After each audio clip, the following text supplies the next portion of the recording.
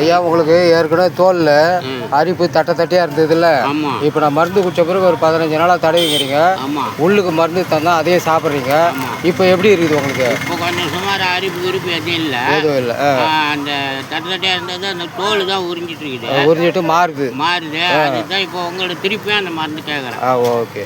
ஏன்னா இப்போ அரிப்பு சுத்தமாக இல்லை உங்களுக்கு? அரிப்பு அவ்வளோ இல்லை. எந்த காற்று இல்லைன்னா கொஞ்சம் லைட்டாக இருக்கு. காற்று ஓட்டத்தில் இருந்தோம்னா தெரியல. அரிப்பு இல்லை. ஆனால் பெரிய தொந்தரவு எதுவும் இல்லை. நல்லா தூங்குறேன். இப்போ ஒரு 10 நாளாக கொஞ்சம் நான் ஒரு வாரமாக நல்லா தூங்குறேன். அதுக்கு முன்னாடி நைட்டில் எழுந்துச்சு உட்காந்து சொரிஞ்சுக்கிட்டு இருந்தோம். இப்போ அந்த சொரியெல்லாம் இல்லை. இப்போ இந்த வெப்பாலை ஆயிலும் உங்களுக்கு அந்த தோல் அலர்ஜி கிரீமை கொடுத்தா அதை மறுபடியும் தடவுங்க தொடர்ந்து. ஒரு வாரத்தில் உங்களுக்கு நல்ல ரிசல்ட் ஆகும். கை காட்டுக்கு பார்க்கலாம். ஃபோன் பண்ணி சொல்கிறேன். இந்த தோல் பழைய தோல். இதுதான் அந்த இப்போ இது மேலே ரவுண்டாக பட்டையாக தடிப்பாக இருந்ததுல்ல, இப்போ அந்த தடிப்பு ஒன்று கூட காணுமே. அந்த தடிப்பு இல்லாத மாதிரி தான் தோல் வந்து நிறம் மாறி போச்சு. ரைட்டு. அது பழைய தோல் வந்துடும் உங்களுக்கு. வயிற்றுலையும் அந்த மாதிரி வயிற்று போட்டு சொரிஞ்சு கிடப்பேன் கத்தி வச்சு. ஆமாம். நான் எல்லாம் சொல்லி இருக்கிறேன். ரைட்டு. ரொம்ப சந்தோஷம் ஐயா. ஆமாங்க.